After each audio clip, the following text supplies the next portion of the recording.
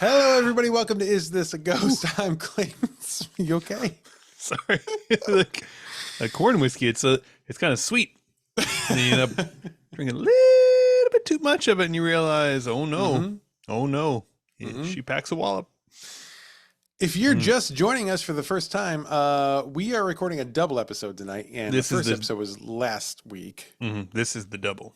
Yep, and that's become very clear to everyone very quickly.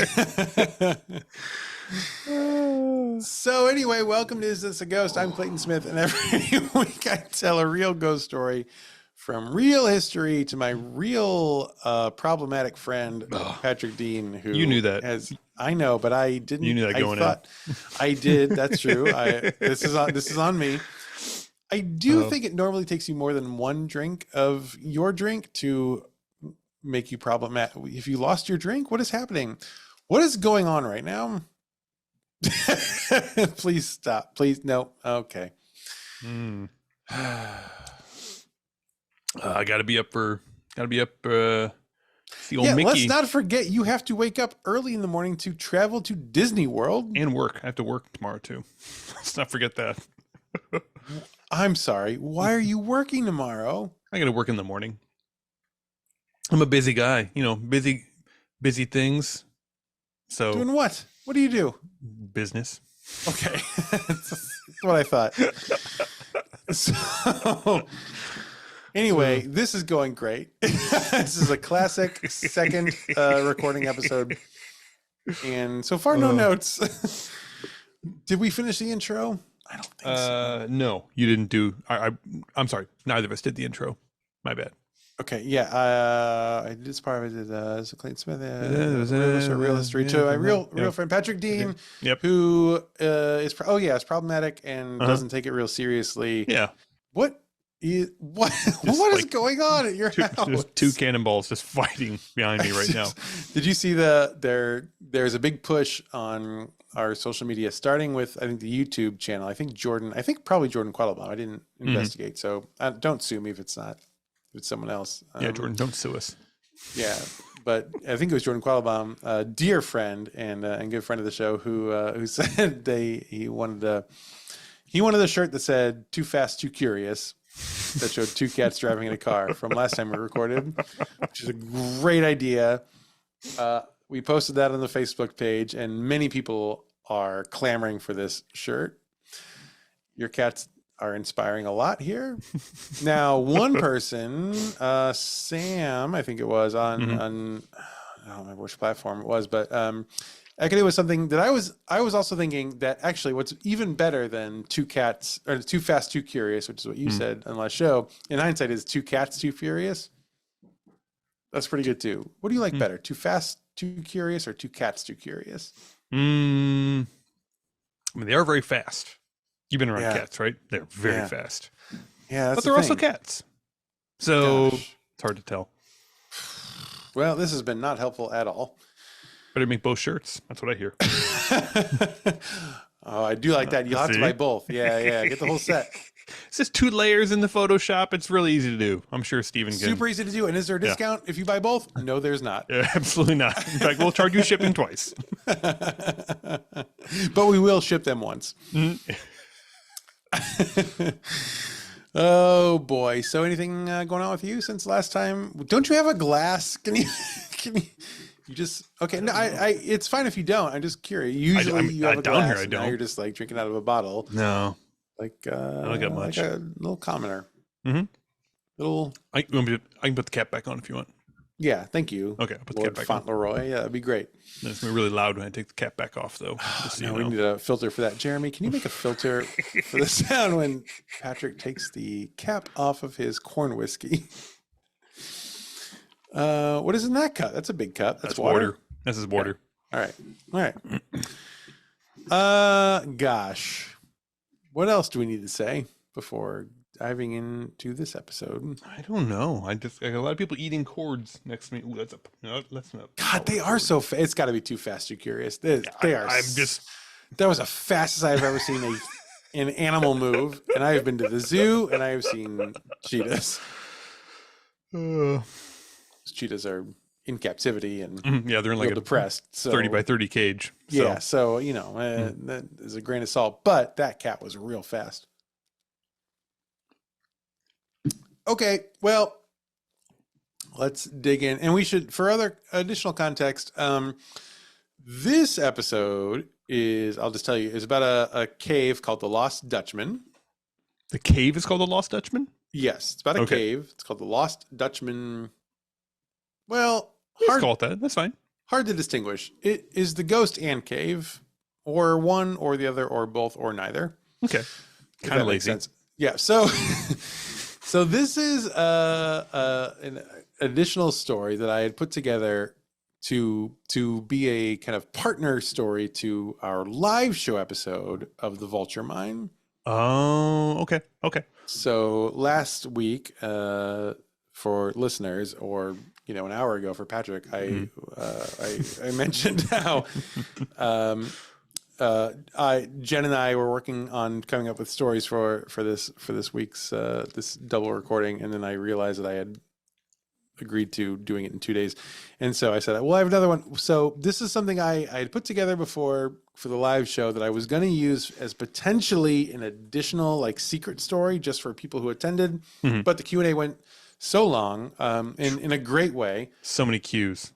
So many Q's. And some great A's. Fewer A's. Yeah. Yeah. But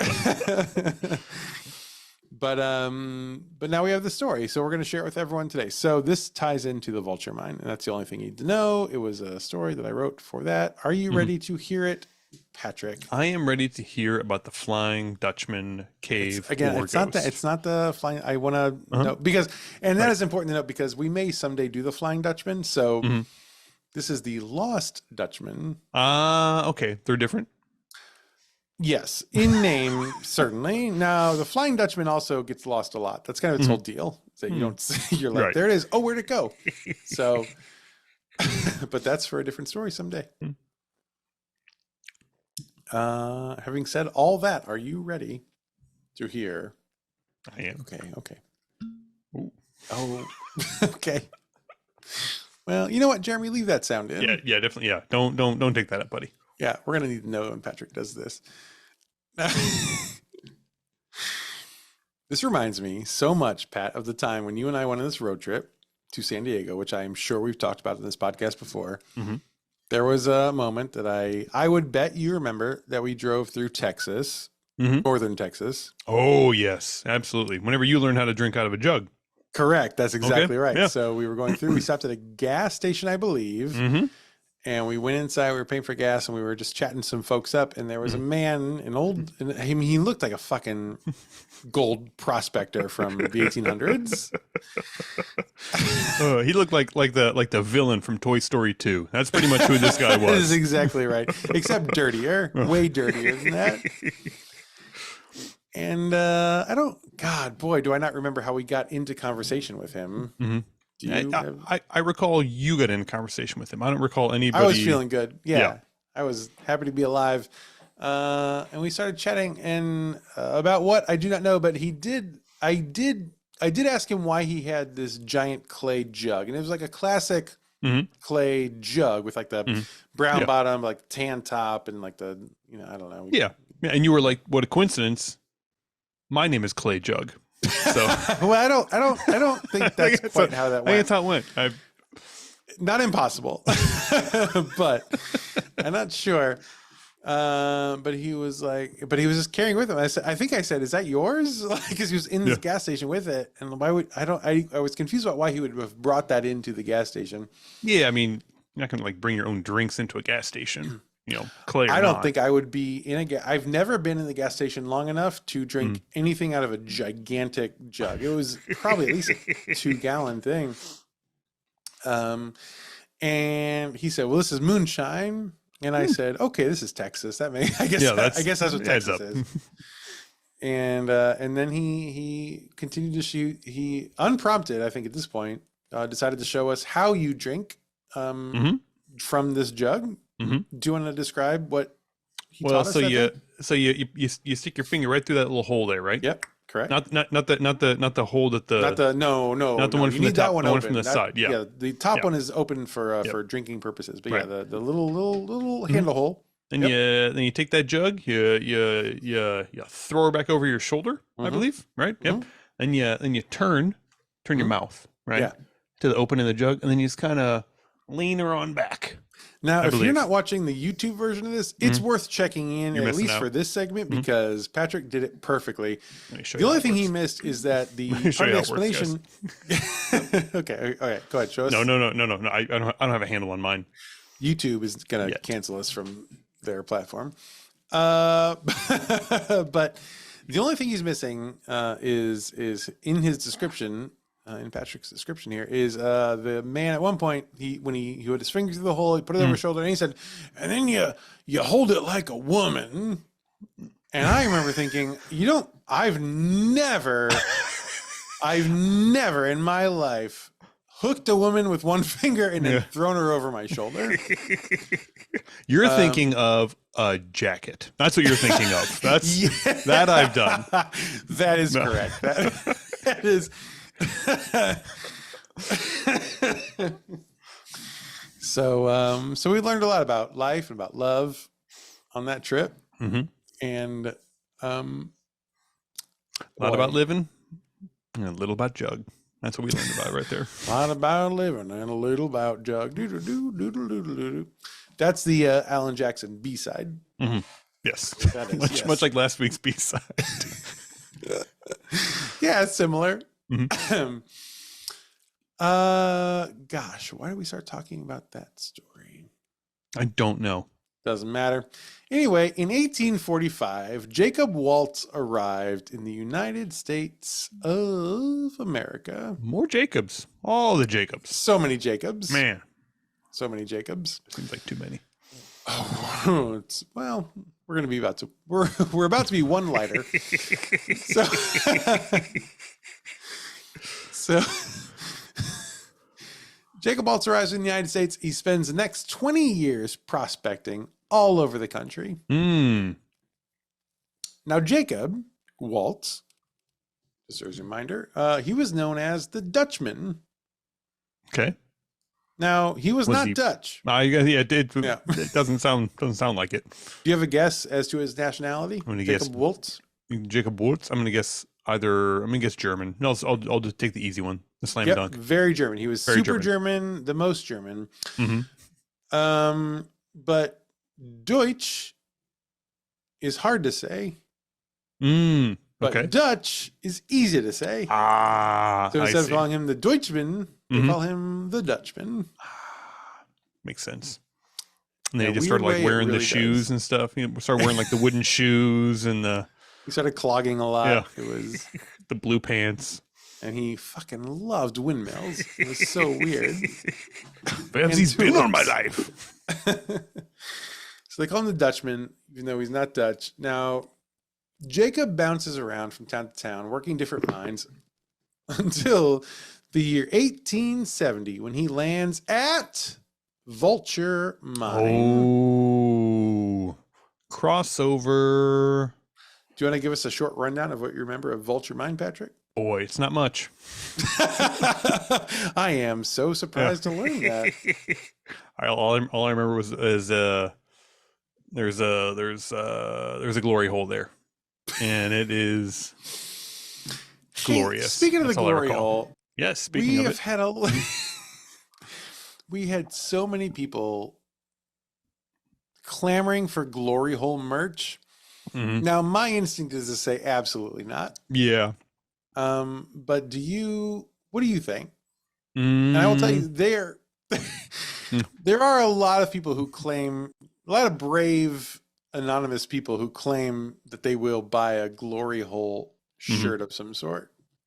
I can't imagine that's true, right? I think, honestly, I gotta say, if you make a shirt, it's just got a very desolate desert landscape, maybe some skeletons and dried bones and vultures, and then there's just that hole in the ground that we saw in the episode, just 3-4 foot around hole in the ground, Hole, yeah. terrifying hole, and then some really like peppy logo about come see the glory hole. Yeah, definitely like a travel, like a Yeah. Absolutely. Yeah. tourism Mm-hmm. organization thing. Mm-hmm. I think we could. It's a good place to start. Put it that way. All right, we'll make a note about We'll this. get our entrepreneur caps on. See the glory hole. Mm-hmm. Shirt Patrick wants. Mm-hmm. I guess. I mean, we did have some people buy the syphilis shirt, so This is no worse. yeah, I No think it worse. might be better. Weirdly, so we're definitely no worse. So he lands at Vulture Mine, and while Jacob was mining at Vulture Mine, he meets a man named Jacob. You said This week. This man's name was Jacob Weiser. okay. Is he So Dutch? Doesn't sound like it. He is Deutsch, so yes, he's Dutch. Okay. I did not look into Jacob Weiser, but I assume he is German. Mm-hmm. Now, I'm not gonna keep on both of them Jacob. So here's what I'm gonna do. So when he's going to be Jacob 1, the other one's going to be Jacob 2. yeah, our boy Jacob, the big Jacob, main Jacob. I'm gonna call him the Dutchman. Okay, that's fair. Jacob Weiser, I'll just, I guess, call Jacob. Okay. Or Weiser. So the Dutchman meets Jacob Weiser. Mm-hmm. And these two are like, hey, we're both Jacobs. Did we just become best friends? You like grape soda? I like grape soda. Oh. So they became very close. Now, one night, the Dutchman tells Weiser, that works, right? Yeah, that's working. Oh, yeah, this is good. Oh, yeah. Dutchman tells Weiser about something called the Lost Peralta Mine. Ooh. And Weiser is very interested. I see. The story goes that in 1845, and again, we are in our story, we're in 1870. Mm-hmm. So 35 years 25-ish. earlier. Yep. Mhm. Did you say 5-ish? I said 25-ish. Oh, your math is better than mine. It's okay. Well, you are can- the engineer. So just give me a should be second. I'll better. get. I'll Okay, thank you. I'll take the edge off. Yeah, one of us was drinking in our first episode, so thank you. Okay. 35. My bad. Actually, Patrick, it was 25. So the story goes that in 1845, a man named Don Miguel Peralta, a wealthy Mexican landowner, discovered a vein of rich gold ore in the Superstition Mountains. Ooh. I like these mountains. Do you? Are they nearby? Sort of. Are they nearby the Vulture Mine? I Sorry. should say. Okay. Not, Yeah, that's not good. here. Yeah, like I'm. Yeah. Okay. I know most of the mountains around here. They are much more nearby Vulture Mines than you. They are, in fact, as the next note says, boop, boop, boop, about 100 miles away from Vulture Mine. I do really like the idea of naming them the Superstition Mountains. You know, as we've said, in the desert, you just name stuff after whatever it is you see. You have no other landmarks. And you're like, oh, fuck. Yeah. This is Superstition Mountains. Like, don't worry about these mountains. It's total superstition that they kill people. It's like not a real thing. I wonder, I didn't look. Let's see. These mountains have had various names, including the Crooked Top Mountains, Thunder Mountain, and Mountains of Foam. I don't. Didn't see that coming. After a wild 1984 spring break, the Superstition Mountains, they were renamed temporarily. They moved out of Miami to hide a little bit in the desert because after Things got kind of hot down there. Yep. But we brought the foam. Local Native Americans were described as, quote, superstitious about the mountain, which led, this says the wrong form of lead, but it's lead. Farmers in the area to christen the mountains with their current name in the 1860s. I do like foam mountains a lot. So Superstition Mountains. Okay. Now the problem is the gold that Miguel Peralta finds in these mountains, it's on Apache land. Oh, awkward. What do you know about the Apache, Patrick? I What do you know about the Patricks? I've got a feeling they are pretty protective of their land, and especially their shiny, shiny gold. I don't know. Let's find out. Here are some fun facts about the Apache tribe. Oh, by the way, you haven't heard this yet, Patrick. So, but this is old news for our listeners because they will have heard this 3 times by now. But what a weird schedule we have right now. But I think as a listener, did you listen to this week's episode, yesterday's episode? Should I? I can't remember. Well, I can't remember. Today's Thursday. So today's Thursday. Yesterday, God, what a mind fuck. What happened? What came out yesterday? It was the first or double episodes. First half of the first double episode. Must have been, right? Or was it the second half of the double episode? No, I think it was the first half. Let's see what came out yesterday. Let me check my handy dandy. Ghost of Desmond Arthur. Mm-hmm. Yeah, that was the first. Okay, so I don't know if it came out then or if it comes out later. But anyway, so Jeremy has come up with a new sound. Oh. For fun facts, which we have now, as a listener flies, we've heard several times, which you have still not heard once, which I love. And gosh, I hate to ruin the surprise for you. Okay. I'm torn so much on should I tell you what it is or should I just let you listen to it and then we can talk about it in 2 weeks when we do an episode 3 episodes from now, which is like 7 episodes away from when everyone heard. I think now's the time. Actually, I'll tell you, Jeremy.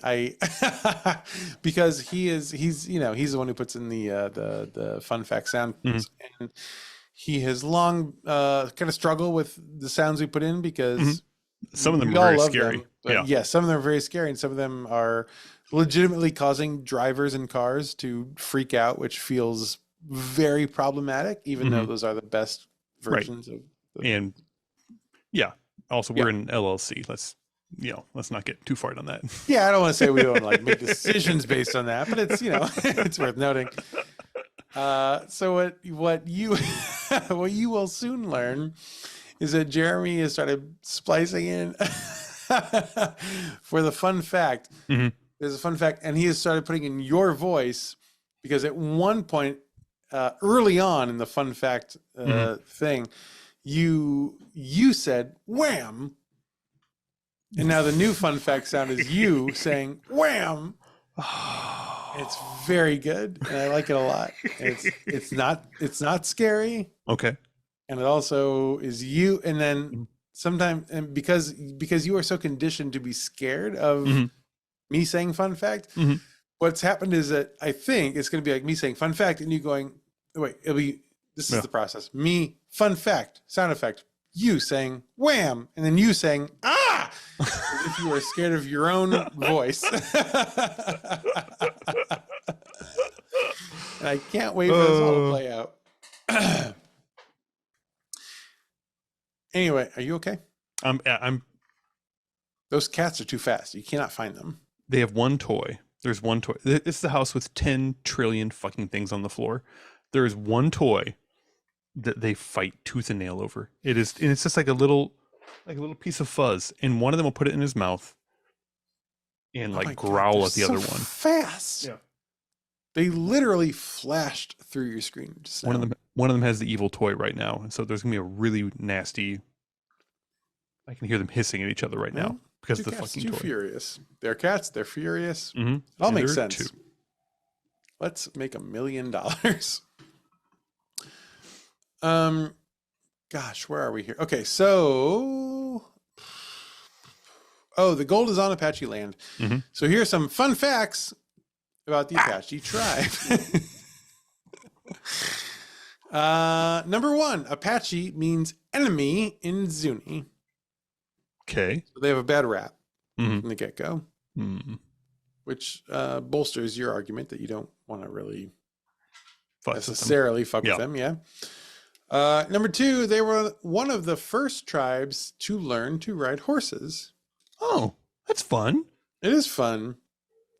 And number 3, oh, actually, I have a note in here. Actually, Patrick, can you please read this for us? This is for you. Sure. Yeah. Drops in the chat. Just read this word for word. Mm-hmm. Go ahead. There you go. Ancient Apache spoke Atapascan, which is very hard for English speakers to pronounce. You son of a bitch.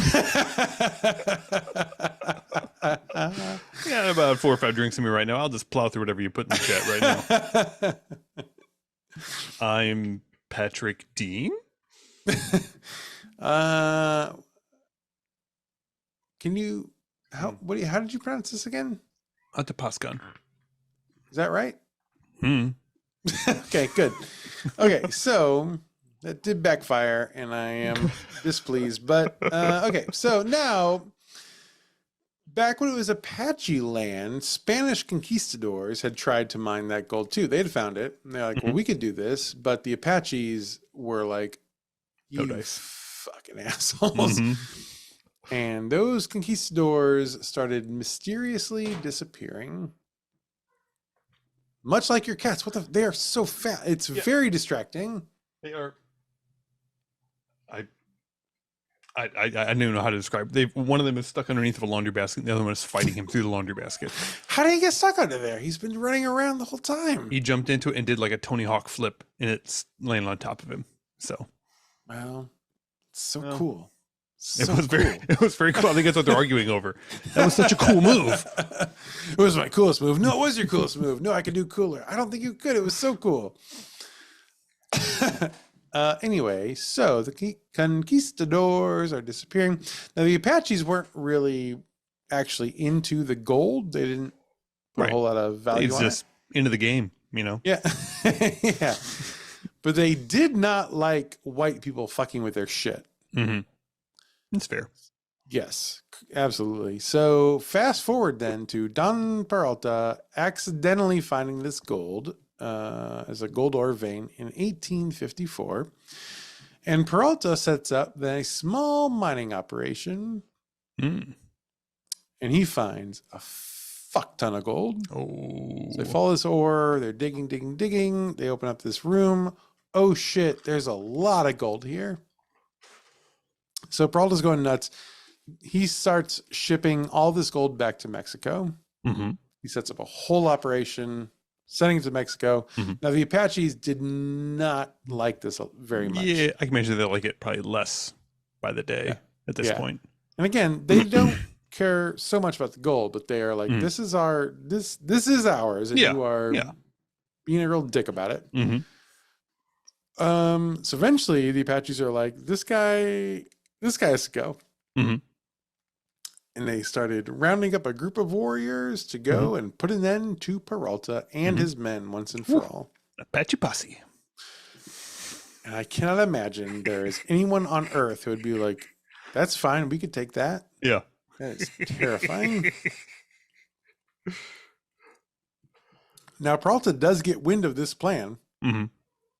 And he is like, hey, everyone, I think we should go. But he didn't want anyone else finding his mine.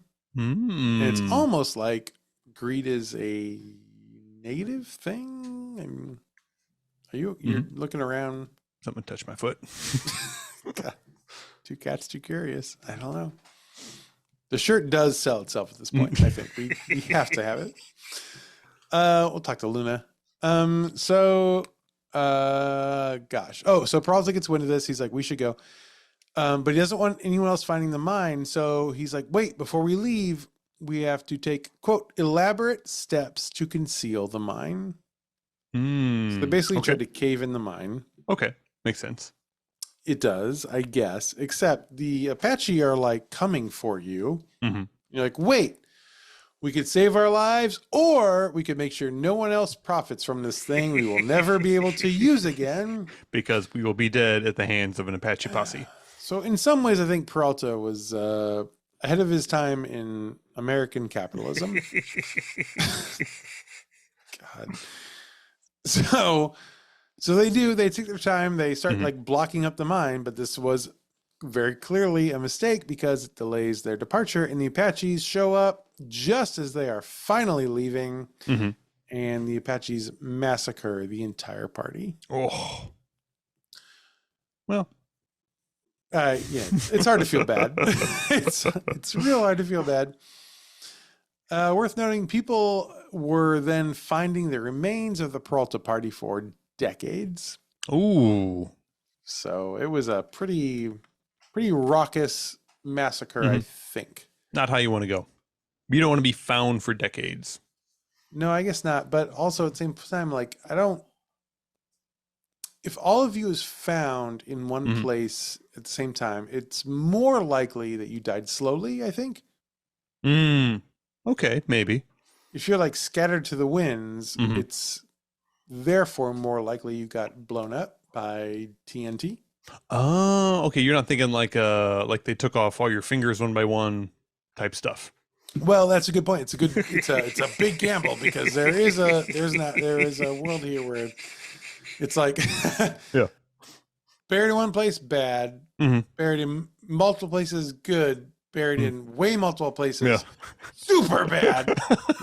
It's like if they found you strewn across the valley floor, maybe. If they found you strewn across like Arizona and New Mexico, very, very bad. That's Yeah, not yeah, what you want. yeah. And that's the analysis we bring to the table. At Is This a Ghost? Anybody's looking for like what the best and worst ways to die are. Oh, You we've just got let that us in know. spades. Yeah, we have lots of opinions. Is this a ghost at gmail.com? Let's see. So, oh, but they did a pretty good job because no one ever found the mine. Mm. Now, in 1870, some years later, the same year, the Dutchman joined the Vulture Mine operation. An army doctor named Abraham Thorne happens across a group of Apache Indians, and he's good with He's cool. Yeah. yeah, he's cool. He's what we call an ally. Mm-hmm. He's good. He's very kind to them. This group, there are several in this group of Apache Indians who are sick or injured. He's good, and he helps them, and he tends them, and he gets them healthy. In exchange, the Apache chief blindfolds him and leads him into a canyon.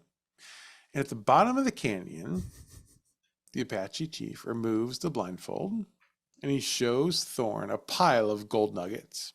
Ooh. And he tells him, "You can take as many as you can carry. Mm-hmm. This is your thank you Yep. to us. But you am blindfolded. Mm-hmm. We will blindfold you on the way out. Mm-hmm. This is Yeah. not for other white people. It's Mm-hmm. just for you." Mm-hmm. It's like the way to grandma's house. That's right. This is not going to happen, guys. So they tell him to take as many as he can carry. He does, and he goes back to his post. He sells all the gold nuggets, gets pretty rich pretty quickly. Mm-hmm. So everyone in town is like, where the fuck did you get that? It's like, and he says, like, I don't know. Mm-hmm.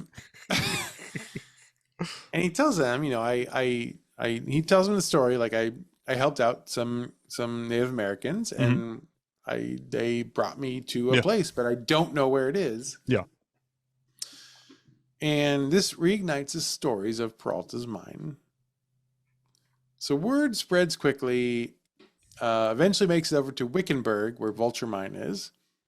The Dutchman hears it, and he shares the story with Weiser, as we said. And together they decide, to hell with the Vulture, fuck this place, it sucks. Let's go find the lost Peralta Mine. Which is kind of the way that the Vulture Mine was discovered in the first place as well. It's very true to the spirit of of Arizona mining, I guess. So they head east. They begin searching for the Superstition Mountains, for the concealed mine. And about a year or so into their search, they come across two Mexican miners who are coming down from the mountains. And these men are loaded down with gold. Mm. The two Jacobs ambush these men Mhm. and they torture them. Oh. So, So Okay. if it wasn't clear before, and it probably was not, these are not heroes. Even though we gave one of them a cool name. I know. And but yeah, bad guys. Yeah. That's too bad. But they were always German at their core. Oh. And so they torture these two men until the Mexican men with the gold decide to lead them to the mine where they found it. The mine they lead them to is very clearly an old mine that was covered in pretty recently. But these men had, cleared it away, and it becomes very clear very quickly the Jacobs had found Peralta's mine. What a long day this has been. And then the Jacobs kill the Mexicans and hide their bodies in the mountain. Not great. This is not a story about heroes, no. So the Dutchman and the other Jacob, they have found Peralta's lost mine. It's now theirs. They don't handle it very well. They start throwing money around in local towns, like nobody's business. They, they mine gold and they come down to town and they say, "We look at all this gold." Yeah. So obviously people start asking, like, "Where'd you get this gold?" So people start asking a lot of questions, but they're not talking. So eventually, Jacob Weiser, not the Dutchman, the other one, he goes mysteriously missing. Oh, somebody was done splitting everything two ways, huh? I think so, and he's never seen again. Now, the Dutchman tells everyone that Weiser was killed by Apaches. Sure. Easy. It's the obvious choice.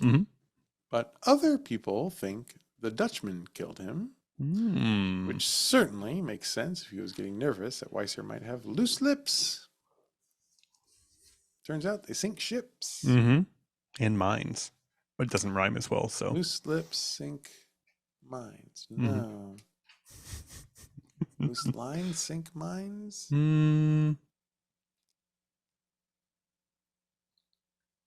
Loose. This is not important. So while this is happening, meanwhile, the Dutchman is living it up. Like, he's going to saloons, he goes to brothels, he buys rounds for the house. He's literally paying for prostitutes and whiskey for everyone in gold nuggets. Really? Yes. Okay. So everyone is like, what is happening? Yeah. Everyone is noticing. Yeah. What is happening? Also, I will be back in just a few minutes. Next notes. Anytime his gold ran out, he would disappear for a few days and he would return with more. So yes, I feel like you would be a very good prospector. I think so. 1876 or so. Now, obviously, people are trying to get information out of him constantly. Like, what is happening? Where is gold? Yeah. They would ask him directions to the mine, and when asked about directions, he would say, "Oh, I'll tell you," and he would give people wrong directions. Sure. Yeah. Or just kill them. Sure. Yeah. Well, we wouldn't just state that. I don't know. I don't want to be sued by his descendants. By his extremely rich descendants. So sometimes people would follow him into the Superstition Mountains. But Jacob is not dumb. Dutchman is not dumb. He knows a terrain. So he would give people the slip. He would take them around until they would lose him. No one ever could follow him into the mountains. And no one has any idea where he's getting all this gold. But all the money in the world can't buy good health care. 19th century. So in 1891, the Dutchman gets pretty sick. A woman named Julia Thomas takes care of him, and he tells her, "Listen, I am ill." And she says, "Yes, I know." And he says, "Make me better, and I will take you to the mine." Wow. Okay. No Store Oz pressure. gold. No pressure. But if you Yeah, can't get my yellow but humors back where they need to be, if you can't rebalance my yellow and red and black and weird humors. Oh boy. Where are we here? Oh boy, what a long night this is being. Except that he never feels better, doesn't get better, and he dies on October 15th, 1891. I just think he didn't want to go through with his part of the deal. That's probably what it was. Yeah, he's like, I've made a huge mistake. I should just die. Who has arsenic? But he dies with a sack of gold stashed beneath his bed.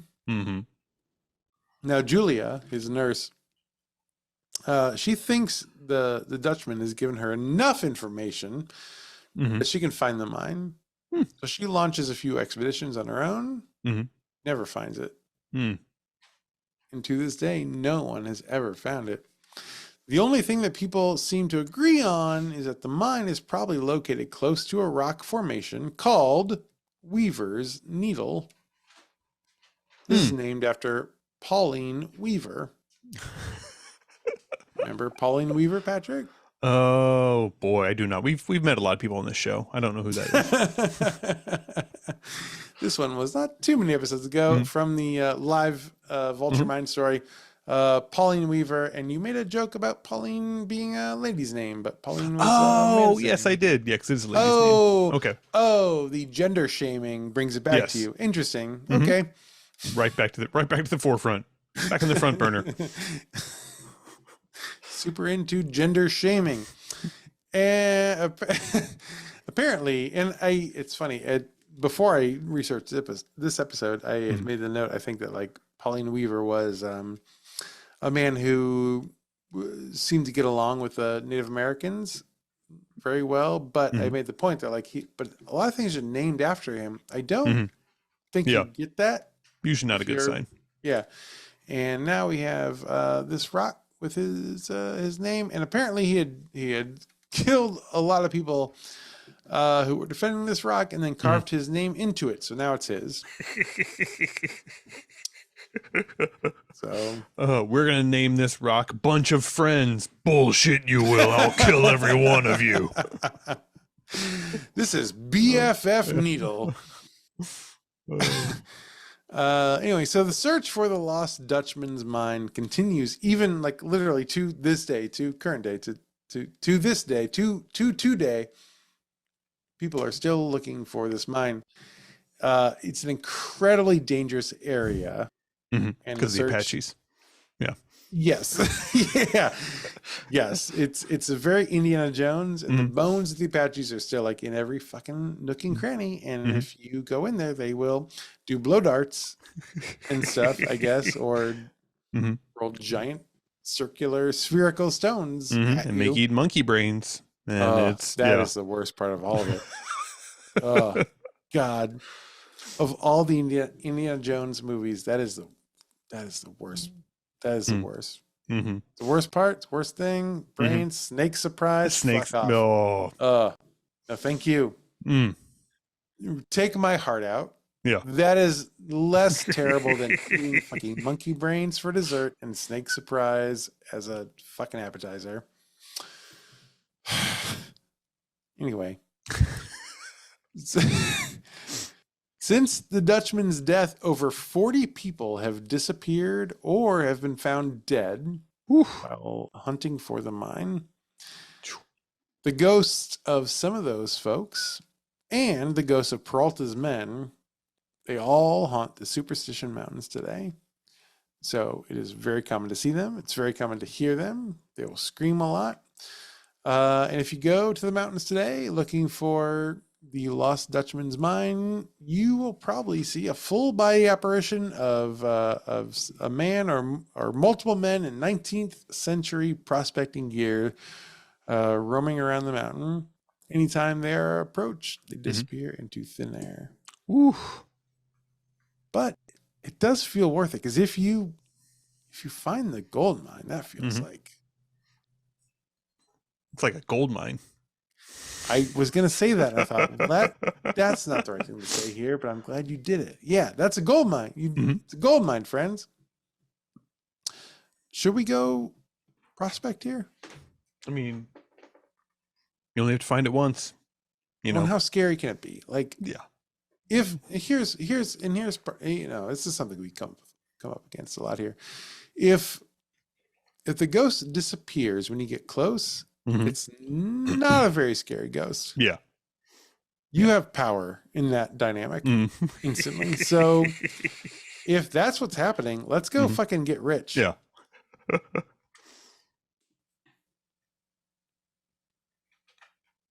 Notes, questions, concerns? God, it's been a long week. Anything else to say, Patrick? No, I'm just looking forward to visiting the House of Mouse tomorrow. It's gonna be good I'm stuff. so jealous. I know. Now this is the time to talk about this. I am so envious of you. I love Disney World so much. What is your plan? Oh, I don't have a plan. You gotta fuck off. You have a plan. How many days are you gonna be there? I just want to see a look on your face. Yeah, you have a plan. God. Oh well, we've got a plan. We can get into it later, but we're doing 5 park days and 1 pool day. God. Okay. Can I at least ask on behalf of the listeners which order you're doing the parks in? Do you remember? Magic Kingdom. Okay. Animal Kingdom. Okay. Good. Epcot. Okay. You know what? I'll ask Amy. It's fine. I think it's Epcot, Pool Day, Hollywood, Magic Kingdom again. That's pretty good. Yeah, God, that's pretty solid. It's pretty solid. Okay. Right. I want to be invited so badly. Okay. I know. This has been another episode of Is This a Ghost? Thank you so much for joining us, everybody. It was fun. I hope you liked it. It's been, again, this is the second time we recorded with a double episode. It's been what a journey. And thank you for coming on this journey with us. All the notes are taken by me, Clayton Smith. All the funny jokes are from Patrick Dean. All the audio editing is Jeremy Montoya. All the video editing is Jen Swanson. Our social media editor is Kai Valanis. And this has been a blast, and I am so tired. Patrick, God, those cats are so fast. Boy, that's, I guess, all I have to say because they are they really demand attention. They're everywhere. They Okay. really are. Have fun in Disney World. Appreciate it. It's gonna be a good time. I bet it will be. We'll record again in about like a month, something like that. I think we're good for about a month. Yeah. So we'll figure it out, and by the time we do, I hope it's a lot. Hey, listen, listeners, this is all a whole long time. So during that time, even though it may be tempting, please be safe. Please don't run into traffic. Please don't do anything bad because if you do unsafe stuff, it might be you that we talk about next time on Is This a Ghost?